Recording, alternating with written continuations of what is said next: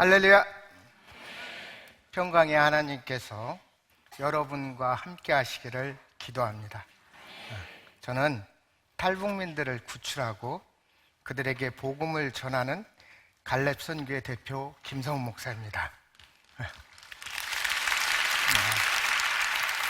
지난 24년간 저는 탈북민들에게 사역을 하면서 그들에게 생명을 살리기도 하지만 복음을 전하는 일을 해오고 있습니다.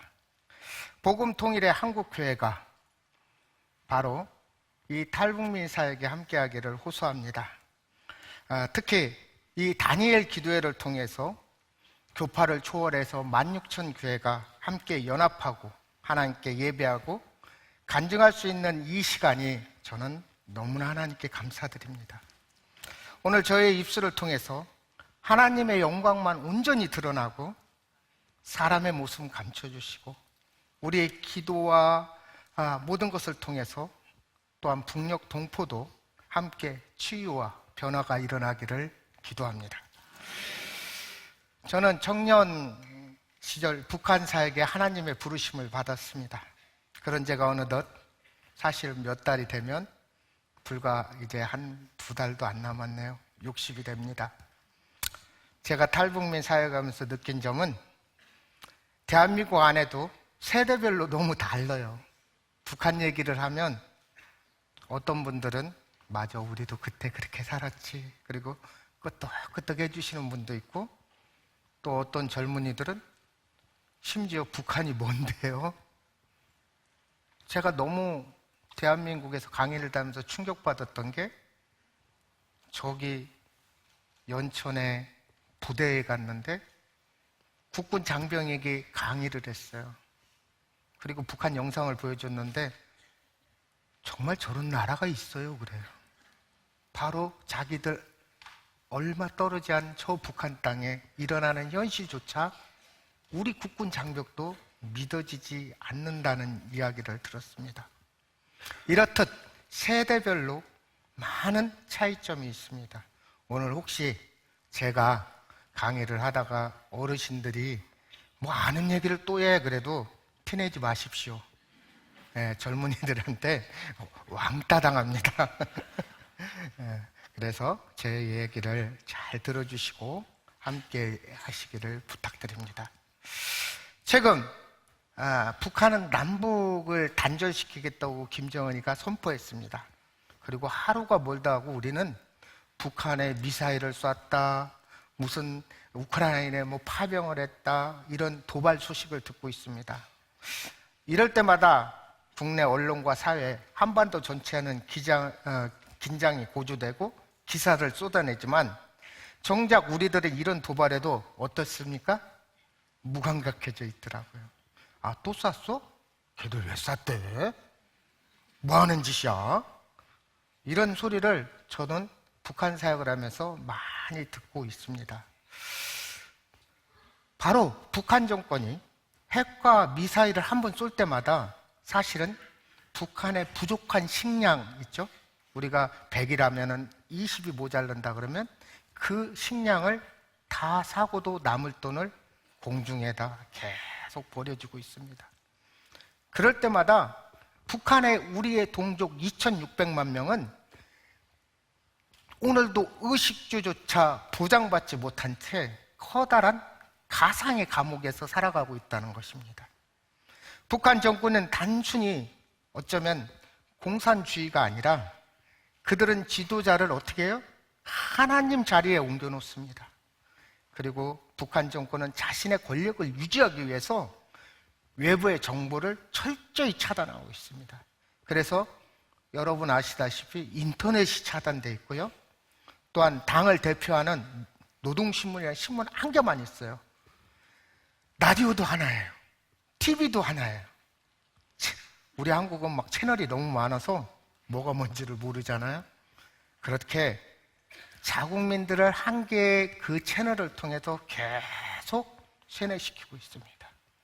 90년대 고난의 행군 당시에도 300만 명 이상의 아사자가 발생합니다. 정권의 유지에만 집중했던 이 공포 정치를 통해서 북한 지도층은 30년 전이나 지금이나 변함없이 똑같다는 겁니다. 그렇기 때문에 최근에 여러분들 뉴스에 들으셨을 것 같은데 한국 드라마를 봤다고 30명의 중학생들이 처벌을 받습니다. 드라마를 본 것 때문에. 그래서 국민을 전혀 인격체로 보지 않습니다. 그러나 이보다도 더욱 안타까운 것은 그들이 다른 건 몰라도 철저하게 기독교를 금지하고 있기 때문에 북한 주민은 사실 가장 고통적인 상황에서 하나님을 알지 못한다는 겁니다. 이것이 바로 가장 지구상의 안타까운 일입니다. 사실 모든 것을 협력하여 선을 이루시신 하나님께서 또한 저를 유년 시절에 어렸을 때 참 많은 배고픔의 시간이 있었습니다. 어른들은 기억하시는지 모르겠는데 저희 이렇게 차가 지나가면 막 도로가 지금은 전부 다 포장이 돼서 밑에 흙을 안 밟는 것 같아요, 서울 사람들은. 근데 저도 서울 사람이었습니다. 서울에서 태어났고요. 어렸을 때 이렇게 차가 지나가면 먼지가 뿌얄 때 저녁쯤 되면 우웅 하는 막 하얀 연기가 이렇게 쏟아나는 거 혹시 기억하는 사람 있는지 모르겠어요? 그럼 우리 할머니가 성은아 빨리 나가라 동생들 데리고. 그러면 저는 동생들을 데리고 가면 벌써 우리 동네 친구들이 뭐 하고 있을까요? 입을 벌리고 막 같이 뛰는 거예요. 그 한 모금 더 마시려고. 왜 그런지 아세요? 네. 제 몸에서 있어야 되지 않을 것들이 있어가지고 어르신들이 그걸 많이 먹어야 배출된다고 그래가지고 지금 생각해 보니까요, 제가 우리 탈북민 공동체에서 지금 그 약을 뿌리고 있는데 99%가 경유입니다. 깜짝 놀랐어요. 근데 그때 우리 할머니는 다른 거 해줄 게 없으니까 그걸 많이 마셔야 속에 있는 것들을 배출할 수 있다고 그랬습니다. 아까 말씀드린 대로 저는 1965년생입니다. 당시에 저는 우리 대한민국 GDP가 150불이었고 이런 가난한 나라였습니다. 이 가난한 나라에서도 저는 우리 어머니가 가족 계획을 잘 하셔갖고 7명밖에 안 나셨어요. 근데 제가 순번을 가장 먼저 태어나서 장남이라고 그러더라고요. 장남의 그 무게를, 여기 혹시 장남, 장녀의 무게를 어르신들은 알 거예요. 그렇게 태어난 저에게 아버지가 서울에서 사업을 하다가 실패를 하셔서 저는 야간 열차를 타는데 너무 기쁜데 어머니 아버지는 코를 이러고 있는데 왜 우리 어머니 아버지는 야간 열차를 타고 계란도 안 삶고 사이다도 안 실었는지 모르지만 그렇게 비둘기호를 타고 군산이라는 전라도 작은 그 도시의 어촌으로 우리가 아버지가 도망가게 됩니다. 사업에 실패하셨던 충격이 커셨던 것 같아요. 저도 이렇게 어려운 시절을 지냈으면서 보니까 탈북민들 만나고 그들을 구출하다 보니까 대부분이 한 끼 배부르게 먹고 중국에라도 건너가서 배부르게 먹고 죽어도 여한이 없다. 사실 그 사람을 제가 만나고 지금 있습니다. 이렇게 저도 어린 시절에 탈북민들이 배부르게 먹고 죽고 싶다는 그 한 가지 소원처럼 사실 대한민국도 그렇게 가난한 시절이 있었고요. 전 중학교 때 절대로 도시락에 계란 후라이를 위에다 얹은 적이 없습니다. 맨 밑에 깔아서 그날만 혼자 먹었습니다. 네. 이렇게 우리도 가난했고 북한 탈북민들도 가난했지만 이 남쪽은 그래도 하나님의 은혜로 예수 그리스도가 있지 않습니까? 저희 할머니께서, 증조 할머니께서 예수 그리스도를 믿으시고 저희 집은 대대로 기독교 집안이었어요. 그래서 그런지 제가 할머니 저는 어떻게 태어났어요? 그런데 그때 왜 어른들 그렇게 얘기하지 마세요. 다리 밑에서 주워왔다고. 그러면서 저보고 너는 아멘하고 태어났다. 그래서 그러면서 웃기도 하시고 시가시던 그런 생각이 납니다. 제가 10대 때 아버지는 그 사업의 실패에 좌절을 일어나지 못하시고 저희 어머니와 저희 7남매의 생계를 어머니와 제가, 장남인 제가 어깨에 질 수밖에 없는 상황이었습니다. 이런 어려움 속에서도 저희 어머니는 단 한 번도 11조를 떼어먹지 않은 것 같아요. 사실 얼마 전에 11조 얘기를 하다가 저하고 좀 부딪혔습니다. 우리 어머니는 늘 제가 별명을 지어줬어요. 학교 가면은 저는 도로 집으로 가는 일이 다반사였어요. 육성회비 가져오라고. 그러면 우리 어머니는 항상 내일 모레. 우리 어머니 별명은 내일 모레입니다. 늘 내일 모레, 내일 모레. 나중에는 어머니는 예수 믿고 거짓말해. 그러면은 우리 어머니는 항상 이 가슴을 때리면서 나를 팔아라. 우리 어머니 잘 안 팔렸어요. 이렇게 나를 팔으라고 울부짖는 어머니의 마음은 얼마나 아팠겠습니까? 그리고 늘 새벽 예배를 가는 그 어머니께서 장남인 저는 그 새벽에 신문 배달을 하고 우유 배달을 했습니다. 중학교 때가 들어가서는 우리 친구들도 모르게 방학 되면 바닷가라서 어선을 타고 태평양으로 나갔습니다. 1년에 한 번 배를 타고 나가면 보름인데요. 한 달이면 2번을 나갈 수 있어요. 그때 우리 아버지 월급이 3만 원이었는데 한 번 갔다 오면 15만 원을 받았어요. 그러면 한 달이면 30만 원을 받으니까 아버지의 10배의 수입이고 또 2달을 나가면 방학 때 2번을 하면 아버지의 20배예요. 그 어떤 사람들은 여기도 보니까 와 그러니까 돈만 많이 벌면 무조건 와 그러는 것 같아. 돈 많이 버는 일은 있잖아요. 또 위험한 일이에요. 네. 태평양 이 바다에 나가서 그 망망대해서 보름 동안 그 거친 어부들과 중학교 1학년이 그 일을 해야 되는데요. 제가 그때도 많이 맞아서 이게 키가 안 큰 거예요. 네. 제가 학생이 할 일이 뭐 있겠어요? 고기를 잡는 게 아니라 저는 그 어부들의 밥을 해주는 일을 했어요.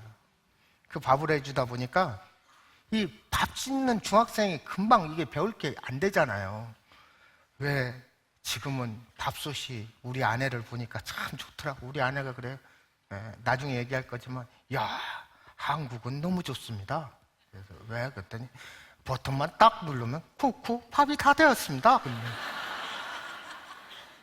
근데 여기에는 그 당시에는 양은 솥밖에 없어가지고 그 배에서 밥을 하면 밑에는 타고 중간에는 죽이 되고 위에는 설고 이렇게 3층 밥을 지어서 드리면 하루 종일 그물을 올렸던 그분들이 그 3층 밥을 먹으면 어떻게 반응을 일으키냐면은 이걸 밥이라고 했어! 그러면서 잡은 생선으로 제 머리에다 던지는 거예요. 물론 화도 나겠죠. 힘도 들겠죠. 그리고는 또 이분들이 화가 나니까 저를 배 밑에다 던질 것 같이 이렇게 장난을 하는 거예요. 제가 지금보다 훨씬 작았을 거 아니에요, 중학교 때. 왜 그렇게 쓸까요? 그물을 올리다 보면 그물 사이에 걸린 생선을 먹으려고 상어들이 배 주변에 왔다 갔다 해요, 태평양에서. 그러면 이분들이 장난으로 이렇게 진짜 던지겠어요, 어떻게 사람을. 그런데 장난은 있잖아요. 받아들인 사람은 진심일 수 있습니다.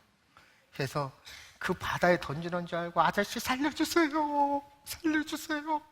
그러면은 너무 놀라면 오줌 쌉니다.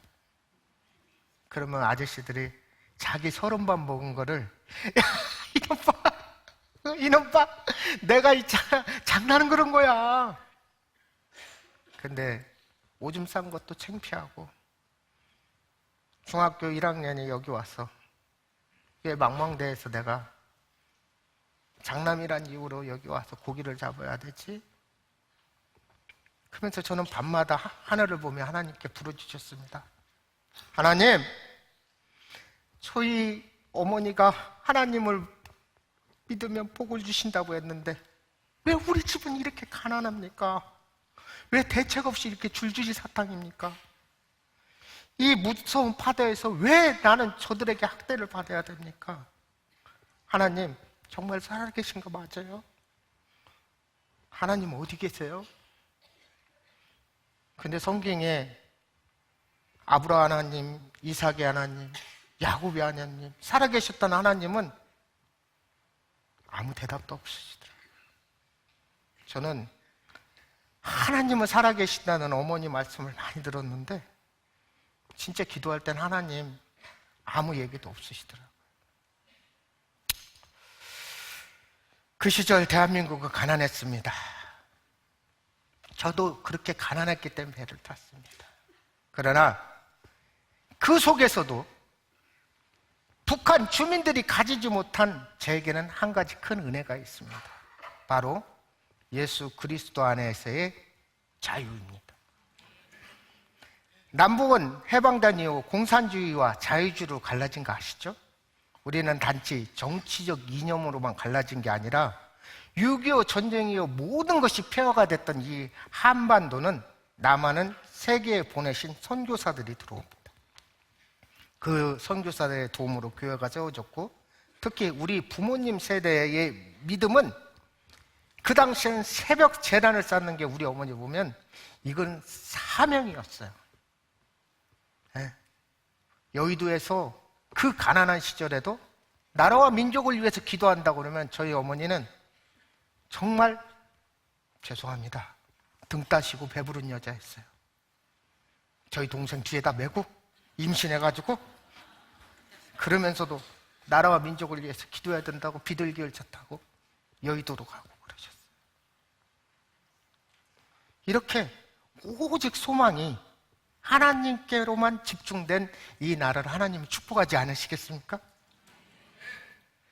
반면 북한은 기독교를 철저히 박해하고 그 땅에 선교사와 성직자의 피를 뿌리고 지도자 김일성을 신격화하여서 주민에게 세뇌를 하고 본인이 무슨 죄를 짓는지도 모르게 지금도 우상 숭배를 하는 나라로서 계속 나가고 있습니다. 북한이 70년 지난 후에 이런 모습들을 보면 북한이 재건한 그 복음 위에 재건한 남한과 우상 숭배로 재건한 북한의 모습을 여러분 보시면 극명하게 차이가 납니다. 제가 북한에 한번 들어갔다가 깜짝 놀랐어요. 금강산을 한번 들어갔다 왔는데 고성에는 막 벼가 이렇게 고개를 숙여 있는 거예요. 그런데 단 30분만 딱 넘어갔더니 북한에는 벼가 어떻게 서 있는 줄 아세요? 여러분 혹시 북한 이렇게 영상들 보면 우리는 영어가 많이 써 있어서 차가 가다가 딱 쓰라고 하면 뭐라고 써 있어요?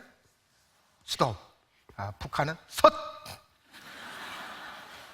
그런데 북한에 가니까 정말 벼들이 전부 다 섰. 알갱이가 없어요. 그리고 사과밭을 갔는데 사과가 하나도 없어요. 가을에. 벌써 요만할 때 다 따서 사카린에다 삶아 먹었다는 겁니다. 이렇듯 북한은 우상 숭배에 대한 성경의 말씀대로 땅이 저주를 받아서 해마다 작물을 내지 못하는 것은 여러분들이 뉴스를 들어서도 많이 알고 있어요. 그런데 이 남한은 근현대사에 유일하게 세계에서 원조를 받던 나라에서 주고 있다는 걸 아십니까? 우리 전도사님하고 영국 갔는데 영국에 있는 아가씨들이 한국에서 왔다고 우리 전도사님은 탈북 전도사님은 졸졸 따라다니는 거 제 눈으로 목격했습니다. 요즘 한류가요 대단합니다. 예. 저는 미국에 가서 미국 여성이 저한테 선교를 얘기하는데 목사님 통역 필요 없어요. 우리 간사한테 얘기하고 자기가 얘기하는데 어떻게 배웠어요? 그랬더니 한국이 너무 좋아서 독학을 했대요. 한국이 참 이런 모습들을 보면 미국 자매들도 한국어를 배우고 싶어 하는 걸 보면서 한국의 위상이, 우리는 다 열심히 살았다고 얘기하지만 사실 하나님의 은혜가 아니었으면 아무것도 아닌 거예요. 네. 은혜 위에 지어진 줄 믿습니다. 네. 이렇게 대한민국은 70년 후에 성장했듯이 저도 배를 타고 어렵게 살았지만 성장을 했고, 어렸을 때 배만 채우면 됐다고 생각했던 저에게도 이제 밥 걱정하지 않았어요. 저 어렸을 때는 학교 다닐 때, 여러분 경험의 어르신들 경험할 게 있어요. 야, 여기서 뭐가 되고 싶냐 이 다음에. 그러면 우리 친구들이 한 50명 됐는데요, 거의 98% 손을 들으면 대통령이었습니다. 근데 우리 친구 대통령 된 사람 한 사람도 없네요. 네. 근데 저는 달랐어요. 저는 뭐가 되고 싶냐 그러면 장로님 되고 싶습니다 그랬어요. 아, 믿음 좋죠? 네. 그게 아니라 저는요, 우리 시골교회 장로님은 다 방앗간집 주인이었습니다. 그래서 방앗간집 주인 되면 장로 되는 줄 알고 저는 하나님께 제발 저를 장로로 세워주십시오, 어려서부터 그렇게 기도했습니다. 그런데 장로 되면 큰일 날 뻔했어요. 방앗간 다 망했습니다. 네. 목회자로 세워주시는 하나님 은혜에 감사드립니다. 네. 저는 이렇게 배고픔이 해결되고 어느 정도 기반이 잡히고 그러면서 저는 은사 목사님과 나라를 위해서 우리가 무엇을 하고자 서로 이야기를 하던 중에 민족을 위해서 우리가 저 북한을 위해서 일하자 그래서 2000년도에 1월 1일 날 결심하고 1월 4일 날 은사 목사님 제안 따라서 북중 국경 지역으로 선교를 떠납니다. 그때 난생 처음으로 저는 두만강과 도문이라는 곳에서 북한을 바라봅니다. 그 은사 목사님은 96년부터 중국을 들어가면서 선교를 했는데 저하고 이렇게 94년쯤에 됐습니다. 됐는데 그 고난의 인구 때 북한 주민들이 얼마나 먹을 것이 없는지 입에 넣을 수 있는 거 다 넣었다는 거예요. 근데 제가 그때 북한의 산하를 보고 너무 충격을 얻은 것은 북한에 정말 중국에서 바라본 북한이 나무 한 그루가 없는 거예요. 그리고 여러분 지금은 요즘은 조금 좋아졌어요. 제가 갔을 때 풀도 없어요.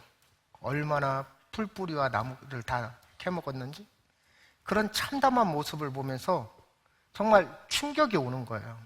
그래서 저는 어렸을 때 우리 아버지가 항상 부르던 노래가 있어. 두만강 푸른 물에. 근데 거기는 그런 곳이 아니었어요. 상상 이하였어요. 그런데 그 중국 땅에서요, 나식은 소리가 저에게 들리는 거예요. 북한을 바라보고 저는 기도하고 있는데 어떤 조그만 아이가 제 손을 이렇게 탁 잡는 거예요. 그러면서 그 아이가 이야기하기를, 선생님, 같은 민족끼리 같이 먹고 삽시다.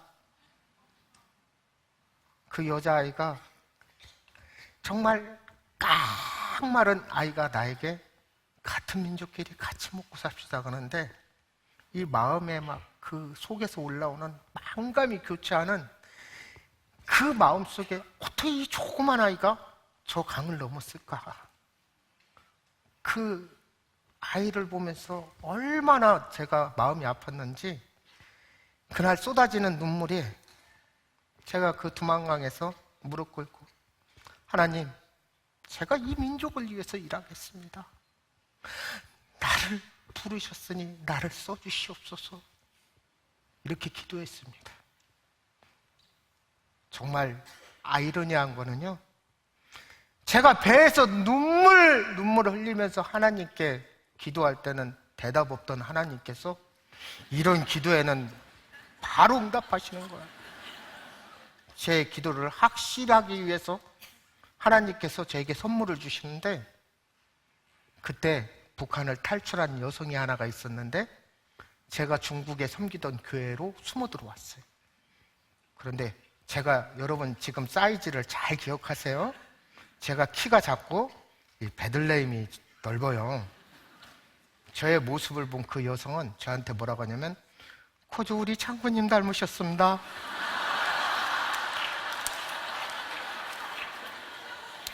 이게 우리 첫 대화였어요. 그리고 저에게 사랑을 고백해놓고 지금까지 절대로 안 했다고 합니다. 근데 나중에 알고 보니까 북한에서는 그 당시에 김정일을 닮았다는 게 최고의 칭찬이었다는 거예요. 그래서 자기가 최고의 칭찬을 저에게 한 거예요. 그리고 그렇게 가까워졌고 같이 성경 공부를 하고 같이 복음을 전하면서 남녀는 같이 계속 있다면 콩깍지가 씌운다는 걸 그때 알았습니다. 사실 아버지는 과학자였고 정말 그 유학까지 갔다 온 엘리트였는데 고난의 행구 때 설계도를 먹는 게 아니니까 굶어 돌아가셨다고 하더라고요. 남의 아버지가 막 죽어갈 때는 이렇게 얘기했대요. 조국을 위해서 죽을 수도 있지. 조국을 위해서는 무엇을 못해. 장군님을 위해서는 심장이 남아있는 한 지켜야지. 그래서 자기 아버지가 딱 죽으니까 눈이 확 돌아가더래. 그러면서 여기 있다가는 우리 어머니도 굶어 죽겠다. 그래서 탈북을 해가지고 나왔는데 해필이면 탈북한 날 저를 만난 거야. 또 다른 장군님을 만난 거야. 그리고 콩깍지가 씌었어요. 그래서 이게 다른 자매 같으면 제가 포기했을 것 같아요. 그래서 어떻게든지 저 자매를 한국에 데려가서 신학교를 보내야겠다. 우리 서로 그렇게 약속했어요. 한국 가서 우리 북한 선교하자. 그러면 먼저 신학교를 가야 된다. 그래서 한국에 데려오려고 제가 몽골 사막을 뒤졌고요. 동남아 밀림을 수도 없이 다녔고요. 어렸을 때 제가 배 타는 거 이야기했죠? 어떻게 하면 저 여진을 배 밑창에다 넣어가지고 한국으로 갈까? 밀항도 알아보고 별의별 것을 다 했어요. 그런데요, 다 여기 할 수 없지만 그녀는 2시간 만에 비행기로 한국에 오게 됩니다.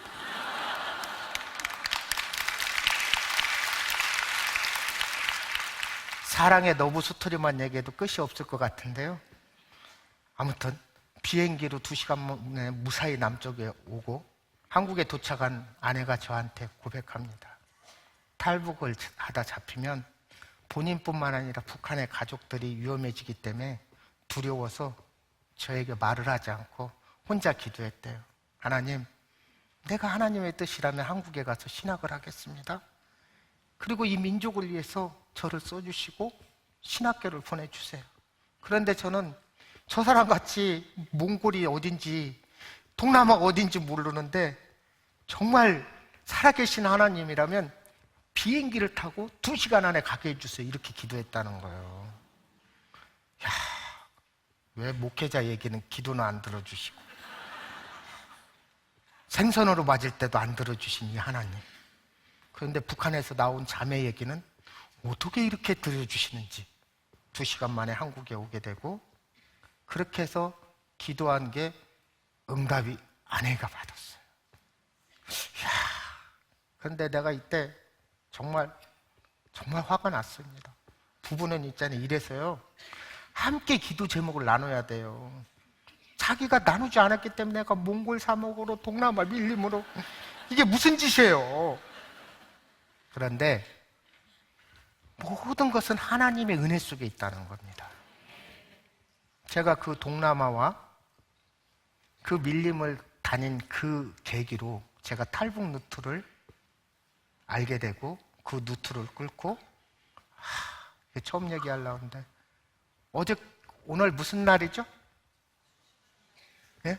야, 감사합니다. 김성원 목사 다니엘 기도에 쓰는 날이라고 하는데 추수감사절이었어요. 우리 어제 밤에 오늘 새벽에 우리 탈북민 3명을 하나님께 추수의 감사 예물로 올려드렸습니다. 네. 그래서 탈북민 3명이 어제 구출돼서 제가 한국까지 올 수 있게 도와주신 분이 1032명이 됐습니다. 이렇듯 제가 그 동남아를 다니면서 헛고생했다고 생각했었지만 모든 것들이 하나님의 계획이었던 거예요.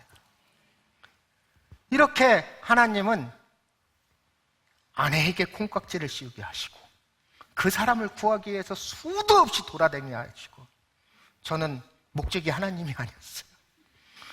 목적이 이 여자를 끝까지 한국으로 데려가요. 근데 하나님은 그래, 열심히 다녀라. 네 아내는 나한테 기도를 다른 제목으로 하고 있다. 내가 그 기도를 그쪽에 들어주고 있다. 나중에 알고 보니까 하나님은 이렇게 일하시는 것입니다. 한국에 도착한 아내는 저와 탈북민을 섬기기 위해서 갈렙선교회라는 것을 설립합니다. 아내는 신학교에 들어가고 탈북민 목회를 위한 훈련을 받았고요. 저는 북한 국중 지역 두만강과 압록강을 다니면서 탈북민 구출과 복음 사역을 하게 됩니다. 북한 주민들은 자신의 가족의 굶주림을 해결하기 위해 국경을 넘는 현대판 심청이들이 너무 많아요. 많은 사람들이 야, 그렇게 팔려가는데 왜 탈출해? 그런데 제가 구출한 대부분의 탈북민들은, 어떤 분들은 엄마가 어떻게 해서든지 중국에 가서 식량을 구해올게, 그러다 중국에서 브로커들에 만나서 또 다른 사람들에 빨려가기도 하고, 이렇게 이 고난의 행군 직후라서 영양 상태가 말도 아닌 탈북자들이 강을 넘다가 익사를 하는 일들이 너무 많습니다. 사실 그 익사한 장면들을 오늘 제가 이게 사진으로 보여준다는데 간사가 이건 아닌 것 같다. 아무리 은혜지만 죽은 사람 시체를 보여주는 게 아닌 것 같다. 이런 시체들이 우리 갈렙선교에 있습니다. 이 영양실제로 넘다 익사한 그들이 중국에서 비가 오면 두만강에 시체가 둥둥 떠내려옵니다. 그 떠내려온 시체들을 중국 군대들이 자기네 국민이 아니니까 긴 막대기로 이렇게 북한으로 밀어버려요. 그러면은 이 시체는요, 힘이 없어서 그런지 북한으로 이렇게 또 갑니다. 그럼 북한 군대들이 어떻게 했을까요? 자기 국민인데도 다시 중국 사람하고 똑같이 긴 막대기로 북한으로 이렇게 합니다. 왜? 조국을 배반하고 북한에서 중국으로 탈출하려다가 죽었으니까 너희들은 우리 인민이 아니라는 거예요. 그러면 서로 계속 몇 번 이렇게 밀다 보면 어느 날 그 시체들은 두만강 밑으로, 압록강 밑으로 사라집니다. 그들은 배고파서 탈출하다 죽게 되고 이름도 누구도 알지 못하는, 그렇게 아무도 알 수 없는 시체로 강바닥에 잠겨버립니다. 나의 고륙이요 친척인 북한 동포를 넘어 하나님의 형상대로 지으심 받은 소중한 형제, 자매들이 최소한의 인격적 대우도 없이 굶주림에 고생만 하다가 이렇게 비인간적이고 인간의 존엄이 없는 모습으로 죽어가는 모습들을 보면서 제 기억엔 아직도 그들의 시체가 생생합니다.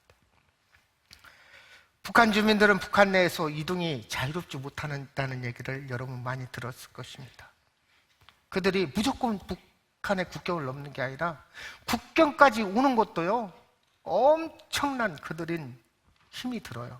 여행증도 없이 뭣도 없이 오는 것은 그들에게 고통의 결과지만 국경까지 온 것만 해도 대단한 성공인데, 이들이 국경에 와서 또 두만강과 압록강을 도강에 성공한다고 해도 이들은 마치 이스라엘 백성이 홍해만 건너면 다 해결되는 줄 알았는데 홍해를 건너니까 뭐가 나타나요? 광야가 펼쳐지잖아요. 북한과 중국의 국경을 넘은 탈북자들이 기다리는 것은 중국의 광야 같은 생활만 기다리는 거예요. 중국은 탈북민들을 난민으로 인정하지 않습니다. 지금도 체포하면 바로 북송을 한다는 원칙을 가지고 있어요.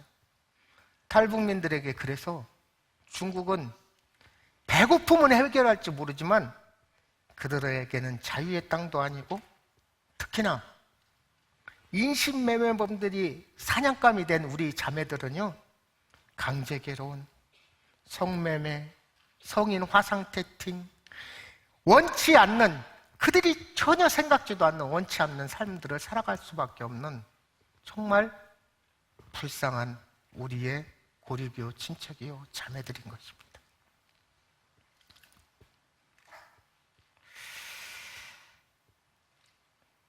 탈북민들이 3-4개의 국경을 넘어서 밀림을 걷고 메콩강을 건너는 10,000km 이상 되는 국경의 그 고단한 여정이 거쳐야만 그들은 자유라는 것을 찾을 수 있습니다.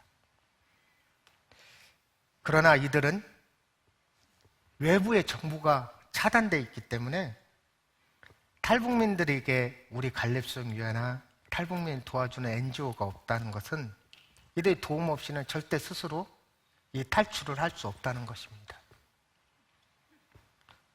지금 저에게는 안 보이지만 여러분들이 보시는 이 사진들을 보면 만이천킬의 광야 같은 여정을 성공하였더라도 자유 대한민국에 오기 전에 제가 탈출시킨 자매입니다.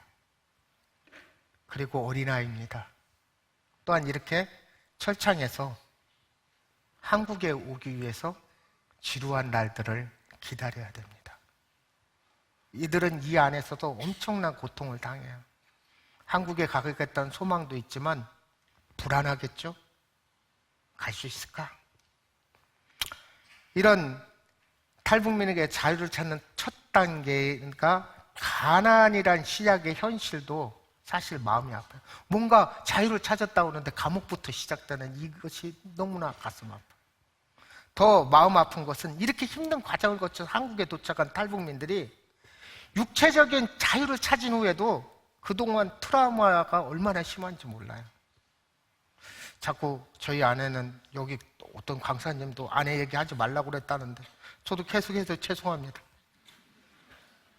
저희 아내도 사실 저희 아버지가 밥상에서 어렸을 때 이렇게 말 몇 마디 하면요, 밥상에서 말 몇 마디 하면 밥상에서 말한다고 분명히 여기 있었는데 집 밖에 있어요, 상이. 네, 어른들 알아듣으시죠? 네. 그런데 밥상에서 우리 아내는 한국에 와서 계속 우는 거예요. 그래서 나중에 화가 나가지고 왜 하필이면 밥상에서 그 아버지한테 받은 그런 제 유전적이 있는 거, 재수없게 왜 밥상에서 자꾸 울어? 근데 이런 얘기를 하는 거예요. 대한민국 왔더니 누구나 먹는 이 쌀밥, 아무것도 아닌 것. 여기 보니까 이 사람들은 아무렇지도 않게 넘기고 먹고 마시고 있는데 우리 아버지가 굶어 돌아가실 때는 나 이 밥에 고깃국에 한 번만 먹고 죽고 싶다 그랬는데 사실 아내가 아버지한테 이렇게 얘기했대요. 아버지, 굶어 죽어. 지금 인민이 다 죽고 있는데 고깃국에 쌀밥 돌라고 우리 보고 어떡하냐.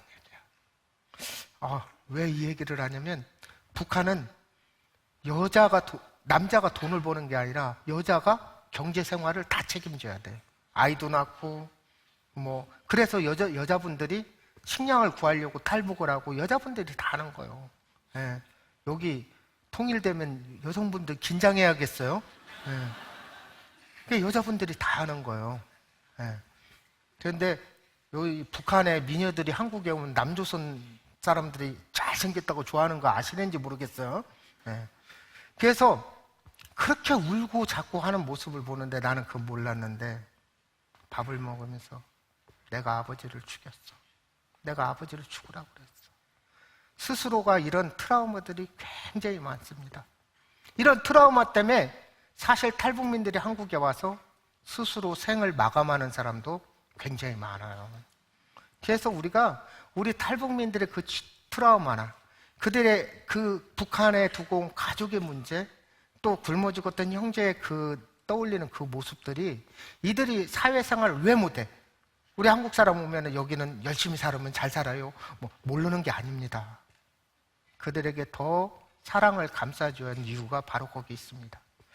그렇기 때문에 우리 탈북 이르라는 갈렙선교회는 이들에게 무조건 자유의 땅만 인도하는 게 아니라 그들의 영적 감옥에서 빠져나올 수 있도록, 사실은 우리가 구출한 탈북민들은 3개월 동안 동남아에서 성경 공부를 시키고 인격적인 예수를 만날 수 있도록 공부하고 같이 하고, 그리고 한국에 오는 걸 도와주고 있습니다.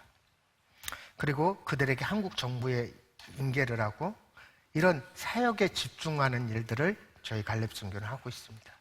저는 사실은 이제 중국에 들어가면 다시는 못 나오기 때문에 중국엔 블랙리스트에 올라 있고 또 입국이 금지당하기 전까지 저는 두만강과 압록강을 다니면서 북한 군대들하고 소통하고 그들에게 탈북자들의 탈출을 도움받기도 하고 이렇게 서로 도와주고 또 북한의 복음을 전하는 관계들을 갖고 있었습니다. 그런데 이 탈북자들을 겨울에 보니까 많이 넘어오는데 그 당시에는 이 옷이 표시가 나가지고 탈북자들이 많이 잡히는 거예요, 중국에서. 근데 그 20년 전 당시만 해도 한국의 아파트에는 정말 옷이 너무 많이 버려져 있었어요. 요즘은 분리수거함도 있었지만, 그래서 우리 교회 성도들과 또 사모님이 그 아파트에서 옷을 주워다가 이제 사이즈별로 세탁을 해서 모아주시면 이민 가방이 있습니다. 3단으로 된 거. 한째 여름은 올라가고 하나요. 그게 꽉 채우면 40kg에서 50kg 나가요. 그럼 제가 체구가 건장하잖아요. 네. 그래서 그걸 하나 이쪽으로 메고 그걸 하나 이쪽으로 메고 그리고 위에다 이렇게 매면 120kg에서 150kg로 들 수 있습니다. 네. 키가 안 컸어요. 이렇게 탈북민들에게 헌옷을 입히는 사역이 저의 첫 시작이었습니다. 그러던 어느 날 제가 탈북자들을 그 옷을 갖고 가다 두만강에서 넘어져서 이 목을 딱 때리는 바람에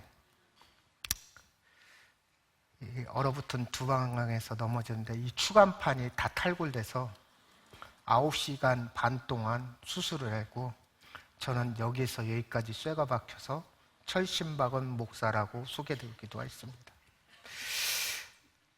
죄 일을 하는데 왜 고난이 이렇게 있는지 모르죠? 사실은 저는 여기에 진통제를 맞고 왔어요. 이게 끝나면 다시 재수술을 해야 될 것 같아요. 저는 장애인이 됐고 그 판정을 받았는데 참 예수 믿는 게 뭔지 장애인이 되니까 또 비행기 값이 반절이더라고요. 그래서 하나님께 얼마나 감사했는지 모르겠어요. 네, 그랬더니 우리 옆에 친구가 병신 뭐하고 있는 이후에도 저에게는 허리와 담낭까지 척출해내는 7번의 수술을 했습니다. 저희 형제들은 중국에 들어가서 조카들까지 제 사역을 돕다가 쫓겨나고 다시는 중국에 못 들어가고 이렇게 중국 정부의 블랙리스트에 올라와 있고 도망쳐 나왔습니다. 온 가족이 북한 선교에 참 미안한 점이 너무 많습니다. 급기야는 저도 탈북자를 돕다가 발각돼서 중국 감옥에 갇혀왔습니다. 그런 저에게 어머니가 어렸을 때부터 고생만 시키고 저에게 미안하다며 제 사역을 돕겠다고 중국에 들어오셔서 북한 사역을 도와주시다가 어머니마저 감옥에 갑니다. 저희 형제들은 저를 비난합니다. 동생도 모자라서 어머니를 감옥에 가게. 저는 정말로 큰 불효를 저질렀습니다. 하지만 제가 할 수 있는 것은 기도뿐이었습니다. 한평생 자식을 키우며 바쁘게 사시는 어머니는 하나님 나라를 늘 그리워했어요. 6.25 때 우리 크리스찬 집안이라고 그랬잖아요. 우리 외갓집 안에는 큰 우물이 있었는데 공산당들이 와서 크리스찬들을 산채로 우물에다 집어넣고 뚜껑을 덮은 일이 있어요. 그래서 우리 어머니는 공산당은 사람을 죽인다고 생각했어요. 그런데 저를 도와주실 때 어머니가 76이었어요. 그러니까 어머니는 나는 살 만큼 살았다. 이제 주의 일이라도 가면은 난 천국이다. 그래서 중국에서 잡히면 어머니는 바로 처형당하는 줄 알았나 봐요.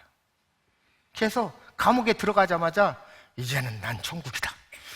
예수는 우리를 막 찬양을 하면서 소리를 질러가면서 밤새 성경을 읽고, 그런데 이 어머니가 하루 이틀 한 게 아니라 한 달 내내 그랬더니 옥문이 탁 열리더래요.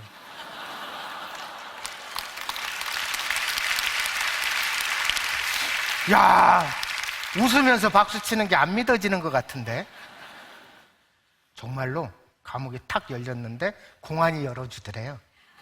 그러면서 76세나 먹은 사람이 이빨은 다 빠졌는데 예수는 이러고 있으니까 한 달을 그러니까 저 할머니 저러다 죽으면 국제 문제 되겠다. 그래서 추방됐대요. 그래서 제가 그때 느꼈습니다. 예수를 믿어도 완전히 미쳐야 감옥문이 열리는구나. 그래서 우리 성도가 내가 그 얘기했더니 목사님 미쳐도 안 열리던데 덜 미쳐서 그래, 덜 미쳐서. 근데 성경에도 그게 나와 있어요. 베드로와 바울이요, 그거 미친 거예요. 그래야 문이 열리더라고요. 예, 우리는 올인해야 됩니다. 예, 그래서 저는 살아계신 하나님의 그 약속을 믿어요. 이렇듯 제 가족이 온 탈북민들에게 선교하고 매달릴 때 저는 사실 수술도 많이 하고 어머니도 감옥에 가시고, 저는 사역하다가 순교하면 하나님 영광이다 생각했는데요, 이 시간 고백하지만 수갑을 딱 차는 순간 하나님 지금 뭐 하시는 거예요? 정말 화가 나더라고요. 아무튼 하나님 은혜로 살았어요. 아내와 또 탈북민을 구출하는데 힘을 다했어요. 이 정도면 괜찮은 사람 아니에요? 하나님 앞에. 그런데요, 하나님은 왜 당신이 생명을 살리고 탈북민들을 구출하는데 저에게는 어려서 생선을 잡아야 되고 고기를 잡아야 되고 목이 부러지고 허리 수술을 7번 하고 감옥에 가고 어머니가 감옥에 가고 동생들이 다 쫓겨나고 이런 사역을 하면서도 이 사역의 끈을 놓지 않고 있는데, 탈북민들을 구출하러 제가 사역을 하는 동안에 저희 7살 아이를 하늘나라에 보내게 됩니다. 그때 저는 아내하고 처음으로 하나님을 원망했어요. 아니, 생명을 구하고 사람을 살리겠다는데 당신이 어떻게 내 자식을 데려갑니까?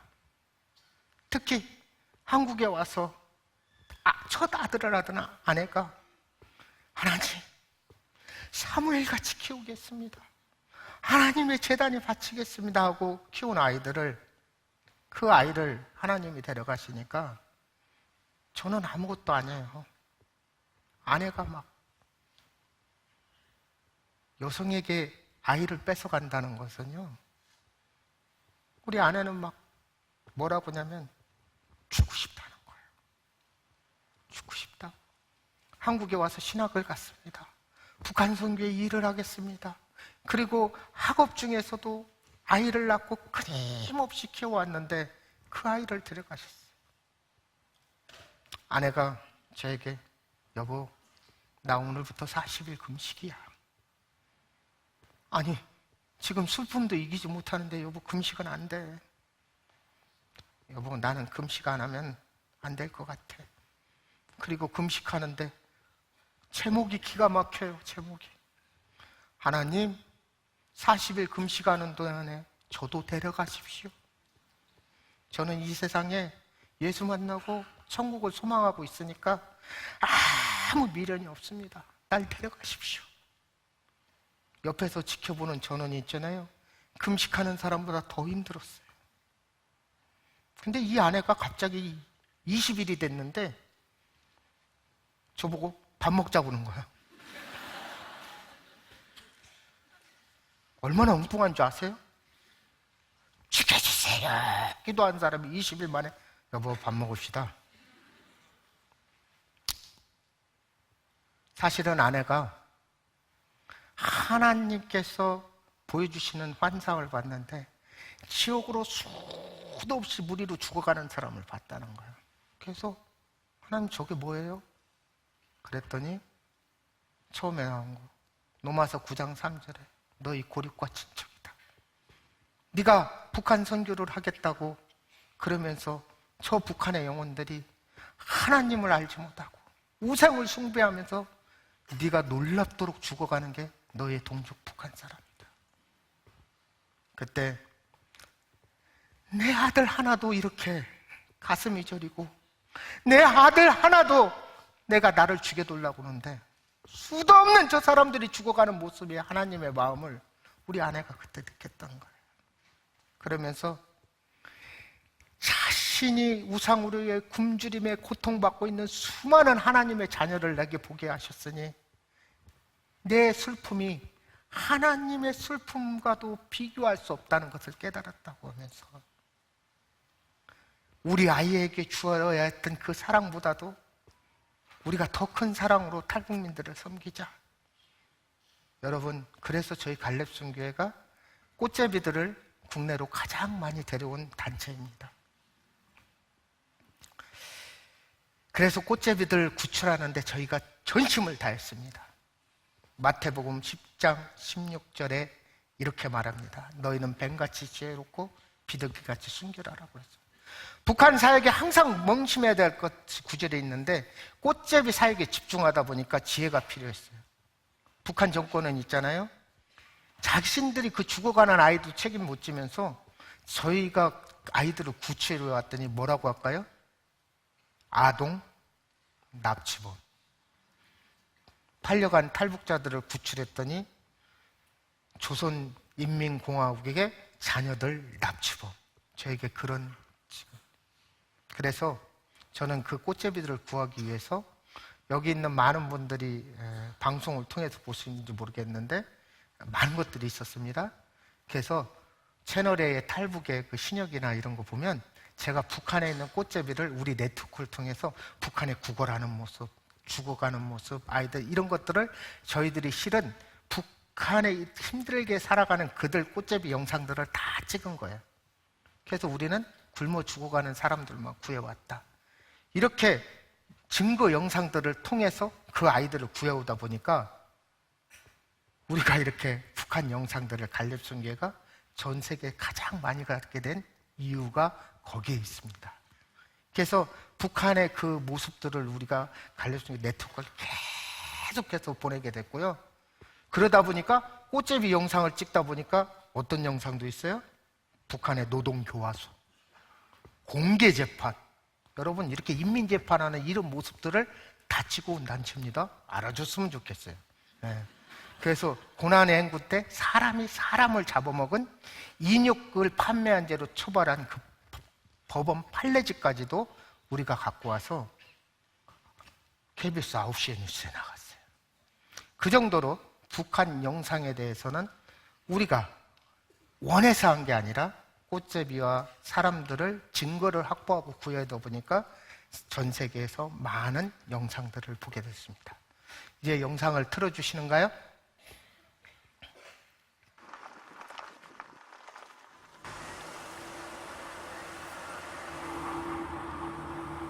북한 국경 지역에 계속 지뢰를 매설하고 군대들도 자력갱생을 한다고 사람이 소같이 일합니다.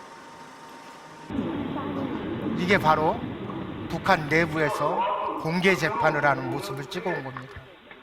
그리고 이렇게 노동 현장, 아이들이 노동 현장에서 일하는 모습들, 또 철기를 보수합니다, 아이들이.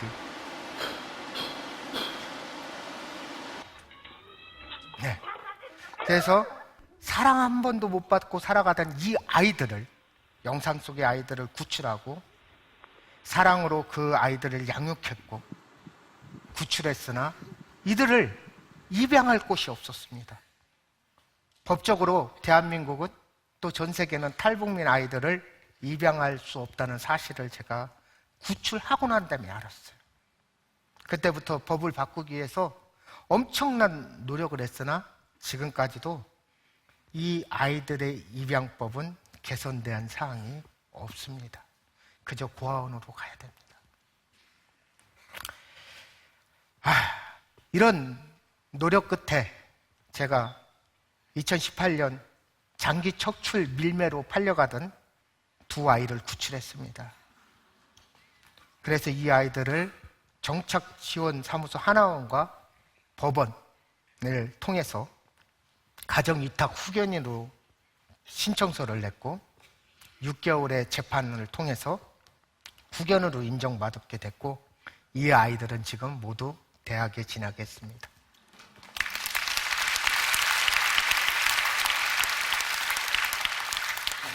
북한에는 부모가 사망하고 고아가 돼서 길거리에 떠도는 아동도 많지만 정권의 횡포에 불가피하게 현대판 이상 가족이 되어버려서 부모하고 떨어져 살아가는 고아들이 너무 많습니다. 이들은 식량난에 시달리고 온 가족이 굶어 죽거나 혹은 북한 부모에게 말 한마디 못하고 반역자의 낙인으로 찍혀서 온 가족이 정치범 수용소 가기도 합니다. 한 사람이 먼저 탈북하면 탈북민들이 정착이 힘든 게 다른 가족을 또 데려오려고 온 힘을 쏟다 보니까 너무 어렵습니다. 혹시 끝까지 간다는 거에 주성이 편을 보신 분들이 있으십니까? 네, 많은 사람들이 그것을 이해할 수 있도록 이 주성이 한번 보실까요? 엄마, 아버지하고 엄마를 여기 만날 줄 알았는데 제가 여기 와서도 못 만나. 끝까지 간다의 주성이 편인데요. 눈물이 나온다. 탈북민 북한 아이를 저기가 직접 가서 나무가 되게 밀림을 우수하고 통해서 길이 없다 보니까 구출해온 다 뾰족뾰족 튀어나와 있어요.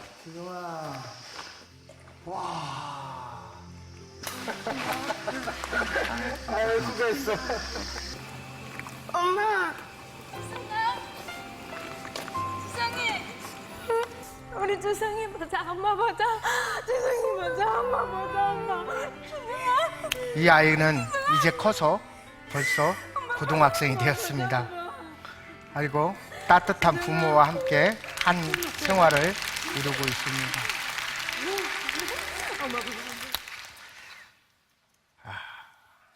탈북민 숫자는 2000년대 이후에 코로나 전까지 지속적으로 증가해 왔습니다. 탈북민이 많아지자 중국 안에서는 탈북민을 약점을 이용해서 범죄가 증가하고 점점 조직화되어 갑니다. 특히 많은 탈북 여성들은 인신매매에 사람들의 먹잇감이 되고 성매매, 강제결혼, 물건처럼 팔려다니는 물건일 뿐입니다. 2007년 20대 탈북민 여성이 60대 노인에게 팔려갔다는 소리를 저희가 듣습니다. 소식을 듣고 너무 마음이 아픈데 중국에서 어선을 타다가 한국에 온 우리 탈북민 친구가 있는데 저는 그 사람이 분노를 하면서 왜 우리가 이렇게 팔려다니는데 우리 조국의 여성들이 왜 팔려다니냐고 하면서 구할 방법을 논의했습니다. 12,000km 오는 것보다 혹시 배로 한번 구해봅시다. 그랬더니 너 배 탈 줄 알아? 그랬더니 나 있잖아요. 중국에 있을 때 배만 타고 살았어요. 배는 자신이 있습니다. 그랬더니 깐나 새끼. 나는 13살부터 탔어. 그랬더니 목사님 저도 13살부터 탔는데요. 참 희한하죠? 저 어렸을 때 배 탔는데 그 아이도 배를 탄 거예요. 그래서 중국의 어선을 하나 목선을 구입했습니다. 저는 그 친구나 골이 좋은 것 같아요. 이 중국에 나무배를 샀습니다. 그리고 엔진은 막 고성능 엔진을 달았어요. 그러니까 레이더에 안 잡히는 건 아닌데 철선보다 목선이 잘 안 잡혀요. 그래서 고속 엔진을 달아서 저는 남쪽에서 북쪽으로 올라가고 그 친구는 북한에서 사람을 태우고 남쪽으로 내려오게 작전을 짰습니다. 그래서 공해상에서 만나가지고 우리 사람들 구출해 오자 이렇게 이야기가 됩니다. 이야기는 잘 됐는데요. 가는 날 폭풍이 왔어요. 야, 하나님은 왜 저에게 순탄한 길을 안 주시고 왜 폭풍우가 하는 날 분명히 저희가 일기예보를 안 받겠습니까? 아무 일 없는데 바다는 정말 알 수가 없었어요. 세 번째 영상 틀어주시기 바랍니다. 성구가 대답하라. 오케이 어딨나? 성국이 맞아. 여러분들이 조금만 기다려라. 탈북민을 구출할 열정이 오늘 목사님도 계실 수 있어요. 그런데 아무리 열정이 좋아도 저 배를 타고 간다는 것은요, 아마 멀미 때문에도 안 될 거예요.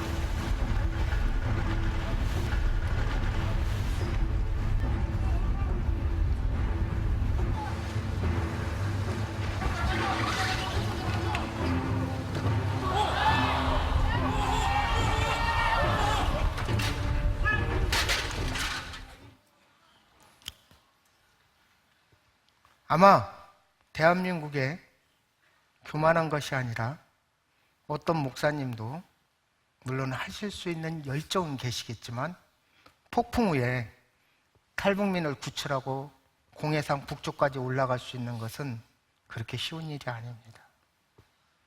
생명에 대한, 복음에 대한 열정이 있더라도 쉽지 않은 길이었을 것입니다. 한데 하나님께서는 저에게 놀라운 힘을 주신 게, 여러분 제가 수술했다고 그랬죠? 여러분 무거운 거 들면 어디에 힘이 갈까요? 목에 갑니다. 저는 저 물건을 들이고 덩치만 좋아요. 수술을 7번 했어요. 그래서 어떤 사람들이 저희 아내한테 야, 목사님 덩치도 좋으시고 좋겠습니다. 그럼 우리 아내는 항상 얘기하는 포장지만 좋습니다. 힘을 못 써요. 그런데요, 사람이 바다에 빠지려고 하니까 어디서 힘이 나는지 구해놓고 내가 깜짝 놀랐어요. 신체적으로 저는 이러지만 하나님이 동시에 힘을 주시고 생명을 살리게 했어요. 그리고 그날 파도를 싸우며 탈북민 생명을 구하고 돌아온 길에 저는 얼마나 울었는지 몰라요. 사실은 아들을 보내기 전까지 처음 시작은 분명히 탈북민들의 생명과 복음을 전하는 일인데, 시간이 갈수록 이건 사역이 아니라 의무감, 일. 그래, 탈북민 어제도 살렸으니까 오늘도 살려줘야지, 이렇게 살아왔어요. 그리고 사실 아들을 보내고 나서 아내하고 철저히 회개하고 울었습니다.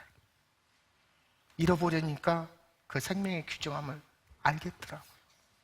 그리고 이 배를 타고 오면서 탈북민을 구출하고 오는데 하나님께서 저에게 마음을 주시는 거예요. 김 목사, 나는 너의 어린 시절에 생선으로 맞으면서 밤마다 눈물을 흘리는 기도를 내가 듣고 있었다.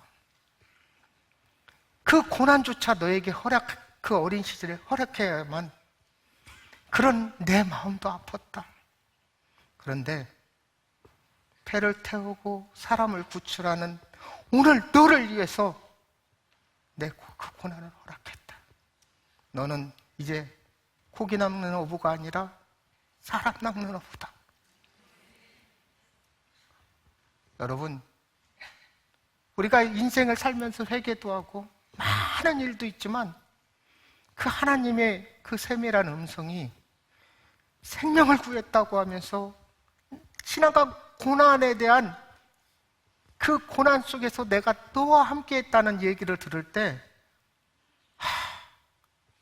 하나님이 콩깍지를 씌워서 그 고생을 시켰는데도 그 하나님이 좋았는데, 하나님이 이렇게 나를 사랑하시는구나. 어렸을 때 그 고난을 어머니하고 시켰다고 생각했는데 저는 하염없이 눈물을 흘리면서 하나님 감사합니다 하면서 왔습니다. 우리가 이 자리에 고난받고 있는 사람이 있지 않습니까? 그러나 하나님께 소망을 두고 믿음으로 살아가려면 여러분들의 고난은 하나님께서 받으시고 열매를 맺으시고 분명히 역사하신다는 것을 저의 경험을 통해서 말씀드립니다.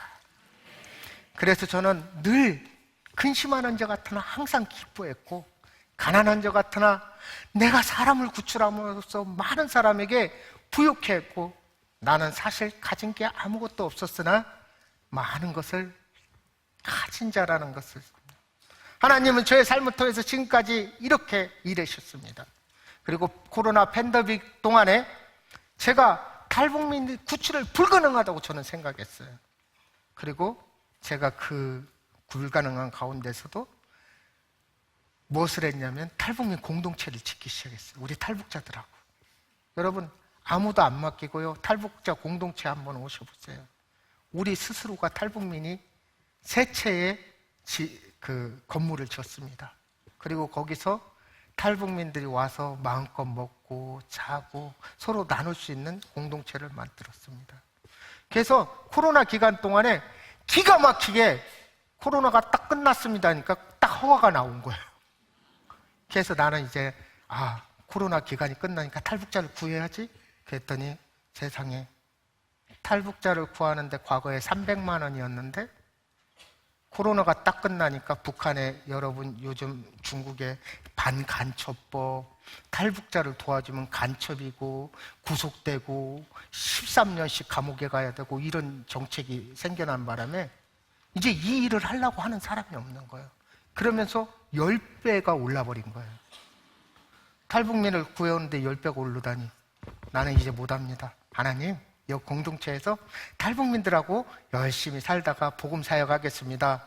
그러면서 저는 저 나름대로 머리를 생각하고 있었는데요, 코로나 직전에 찍었던 비욘드 유토피아라는 영화가 미국 선댄스 영화제에서 세상에 감독상을 받은 거예요.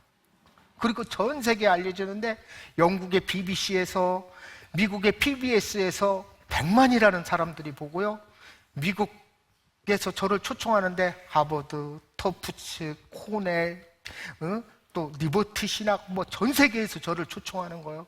제가 캠브리지 킹스컬리지에 가서도 얘기하고, 하나님 은혜가, 시골에서 농사 짓던 제가 이렇게 일하셔요. 그래서 하나님께서 얼마나 예비하시냐면 이 영화를 통해서 전 세계에 다니게 하시는데, 너무 감사한 건 요즘 외국이요, 사탄의 영화가 많아요. 내지비언 뭐 이런 많은 영화들이 나오는데, 특히 독립영화제는, 썬댄스는 다 그런 영화들이에요. 그런데 여기에 목사가 나오잖아요. 탈북자하고 기도하고 있잖아요. 그러니까 여기에 많은 사람들이 기독교, 그리고 미국 분들이 야, 기독교가 저렇지 뭐 그러면서 저를 더더욱 초청을 하는 거예요. 특히나 제가 너무 감사했던 것은, 이 사람들이 나는 미국 사람이라고 생각하고 같이 일을 했는데 이 사람들이 다 유대인인 거예요. 이 영화 나중에 알고 보니까. 그래서 농담으로 저한테 진담이 되기를 원합니다. 그가 뭐라고 하냐면, 야, 우리가 기독교 영화를 만들었다, 아무래도 개종해야겠다. 네, 유대인들이. 그리고 많은 일하심인데, 6.25 때 얼마나 많은 미군들이 우리에게 희생을 하고 와서 죽었습니까? 그런데 참 저는 미국에 가서 감사한 게, 요즘 계속 미국에 갑니다. 이번에 저희가 1032명을 구출했다는데 과거에 10배로 올랐기 때문에 지금 10명 구한 건 과거에 100명 구한 거예요. 그만큼 힘들어요. 그런데 이 미국 분들이 저희에게 탈북민을 구해주십시오, 탈북민들을 위해서 기도하겠습니다. 그래서 갈렙 선교가 3명을 구하면 2명은 미국 분들이 헌신하는 거예요. 백인들이 헌신하는 거예요. 여러분, 예수 안에서는 이렇게 국적을 초월하고 열방을 향해서, 내가 그래서 미국에서 역시 청교도는 다르구나, 그 기반은 다르구나. 그래서 이렇게 북한의 흉악한 족쇄에 묶인 우리의 고력을 위해서 여러분 기도해 주시고요, 지금도 수도 없이 중국에 갇히고 북송되고 있습니다. 그들이 저에게 구출해 달라고 수도 없이 지금도 연락이 옵니다. 저희 갈렙 선교회에게 도와달라는 사람들이 너무 많아서 숫자를 이야기하기 어렵습니다. 여러분, 그들을 위해서 기도해 주시고, 또한 북한 선교를 잘 알기 위해서 유튜브에 갈렙 순교를 보시면 북한에 가장 많은 영상이 있습니다. 여러분, 마지막으로 제가 아까 3명을 구했다고 했잖아요. 주성이 같이 미국에서 10년을 기도했어요. 자기 딸을 위해서. 근데 어저께 구했습니다. 네. 네. 또한 지금 우리 센터에서 공부하는 여성은 7살에 팔려갔어요. 그리고 죽을 수밖에 없는데 친구에 의해서 14살 때 중국에 팔려갔어요. 그리고 아이를 낳았어요. 그러면서 저한테 이런 얘기를 하는 거예요. 목사님, 제 아이도 제발 한국에 갈 수 있도록 도와주세요. 근데 아이들은 2살짜리가 밀림을 넘다 보면 울면 큰일 나잖아요. 그래서 안 돼, 그 남편한테 줘. 그랬더니 저에게 뭐라고 하냐면, 고난의 행군 때 우리 엄마가 나를 버렸는데 목사님, 나조차 내 새끼를 버리고 오라고 하면 저를 제발 살려주세요. 그래서 밤새 기도했습니다. 하나님. 그래서 그 아이까지 살려서 무사히 지금 성경 공부를 하고 있어요. 여러분, 하나님이 가장 기뻐하는 게 무엇입니까? 천하보다도 귀한 생명을 구하고 내 동족, 내 민족이 고통스러울 때 우리가 외면한다면 그것은 하나님의 방법이 아닙니다. 내가 조금 불편하고 내가 조금 힘들어도 그들을 위해 함께 일하시는 여러분들, 기도하는 여러분, 또 가능하시면 갈렙성교회를 기억해 주시고 함께 해 주시기를 부탁드립니다. 기도하십니다. 사랑의 하나님 아버지, 감사합니다. 우리 민족이 철저하게 이스라엘같이 2개로 갈라졌습니다. 그러나 하나님이 하나의 나라로 회복될 줄 믿습니다. 이것이 오직 정치적인 게 아니라 예수 그리스도의 복음에 의해서 복음으로 통일되기를 원합니다. 하나님, 저 북녘 땅에도 38,000개의 김일성의 우상이 무너지고 그곳에 하나님의 제단이 세워지기를 선포합니다. 또한 우리의 기도가 하나님의 보좌를 북녘 가운데로 옮겨서 그곳에 찬양이 살아나고 그곳에 예수 그리스도의 향기가 드러나는 복음으로 통일된 이 조국을 하나님의 손에 올려드기를 원합니다. 하나님, 역사하여 주시옵소서.